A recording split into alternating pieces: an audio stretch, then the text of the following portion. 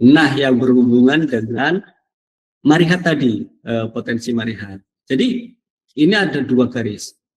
Garis coklat adalah garis ketika kita hasil BBC-nya melebihi dari potensi marihat. Jadi potensi marihat misalkan di umur 13 itu di 33. Di 33 ton per hektar per tahun. Ternyata setelah disensus, potensi dari sensusnya adalah 35 ton per hektar per tahun. BBC ada di atas standar produksi. Apa ini maksudnya? Indikasi bahwasanya pengelolaan kebun Bapak berhasil. Manajemen kebun Bapak berhasil. Mau dibilang bagaimanapun ini adalah keberhasilan dari manajemen. Karena apa?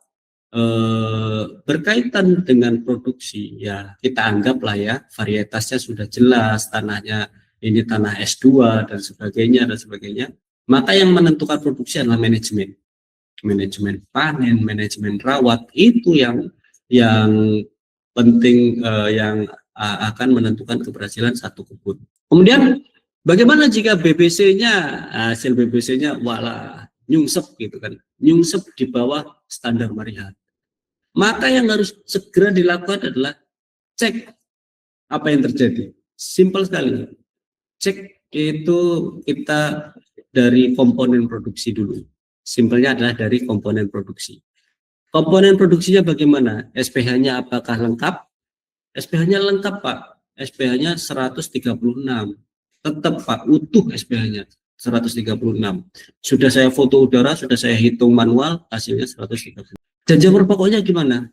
Nah, balik. Janji pokoknya gimana? Rupanya janji pokoknya hanya misalkan kurang dari standar. Standarnya adalah 13, janji pokok di tempat Bapak hanya 9 gitu.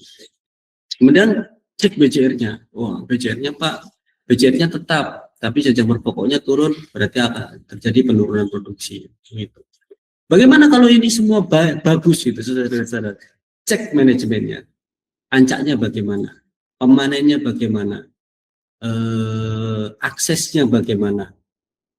Nah, itu akan menjadi satu hal yang menjadi dasar Bapak mengambil keputusan sebagai pemilik kebun. Oh, aku harus menginvestasikan uang lebih banyak untuk pembuatan jalan supaya apa yang sudah dipanen itu bisa dikeluarkan. Produksi itu dihitung kalau sudah sampai PKS, Pak. Kalau sudah ditimbang itu baru dihitung produksi. Kalau buahnya dipanen, ditaruh di TPH, itu bukan produksi. Itu hanya panen buah. Kan tidak menghasilkan apa-apa, tidak menghasilkan uang kalau ada di TPH. Kalau sudah ditimbang di PKS, barulah itu menjadi satu produksi untuk pemilik kebun. Bapak-bapak pemilik kebun, kawan-kawan, rekan sawit pro pemilik kebun. Oke, itulah pentingnya kita melakukan BBC. Kenapa? Supaya kita segera bisa mengambil keputusan. Ancaknya Pak, waktu aku lakukan BBC, wah semaknya Pak gitu. Ya jadi yang harus dilakukan adalah segera atasi faktor pembatas itu. Segera pergi live shopping sawit pro untuk membeli racun-racun dengan harga yang lebih murah. Kebetulan nanti akan ada live sawit pro. Wah lahanku semak, wah aku beli aja lah glifosat bomb up dari nanti ada Pak Layanza yang akan melakukan sawit pro shopping gitu. Harganya lebih murah, wah lebih enak, ya sudah lakukan saja gitu kan. Jadi kita tahu di mana kita akan menginvestasikan uang kita, tidak sembrono. Artinya begini, tidak hanya Pak produksiku turun Pak, yang tadinya 20 ton menjadi 18 ton. Tidak langsung kita harus tambah pupuk, tidak Pak. Pupuk itu hanya untuk maintain produksi, untuk menjaga produksi. Dia tidak untuk meningkatkan bukan tidak secara langsung gitu maksudnya. Yang bisa secara langsung meningkatkan produksi adalah perbaikan manajemen. Itu yang bisa secara langsung menaikkan produksi. Gitu. Jadi itulah pentingnya BBC. Saya selalu menekankan BBC lakukan saja. Lahan Bapak 1 hektar, 2 hektar, 3 hektar, 100 hektar, 50 hektar, 5.000 hektar, lakukan BBC. Tujuannya apa? Supaya Bapak tahu berapa sih kira-kira pendapatanku dan berapa kira-kira dari apa yang akan saya beri di situ, pupuk, semprot dan apa-apa yang lain, perawatan-perawatan yang lain, apakah ini saya masih untung atau tidak, ataukah ada yang harus saya tinggalkan supaya saya dapat untung.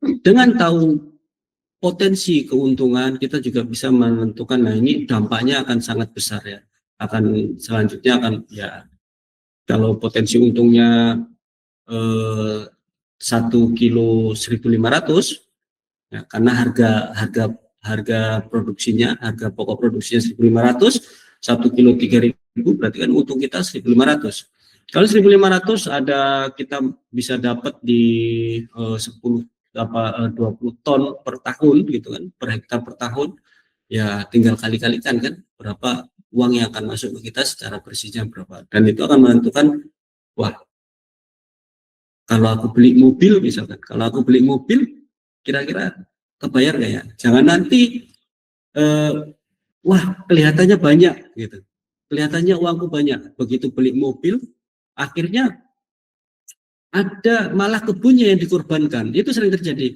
Untuk ngangsur mobil, wah nggak cukup ini pupuk, kurangi deh pupuknya 1 kilo, wah nggak sempat ini, nggak cukup ini untuk nyemprot, kurangi deh nyemprotnya 1 rotasi gitu. Akhirnya terjadi apa? Kebunnya jadi semak, kebunnya jadi nggak terurus, produksi makin turun loh. Kok makin turun terus. Banyak permasalahannya adalah kita belum memprediksi secara tepat berapa keuntungan kita gitu. Itu yang bisa membuat kita salah strategi ke depannya. Seperti itu.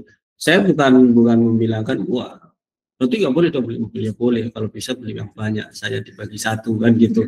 Tapi kalau harus disesuaikan dong dengan supaya kita beli pun itu bagus buat kita dan tidak mengurangi produksi yang menjadi pendapatan kita, seperti itu.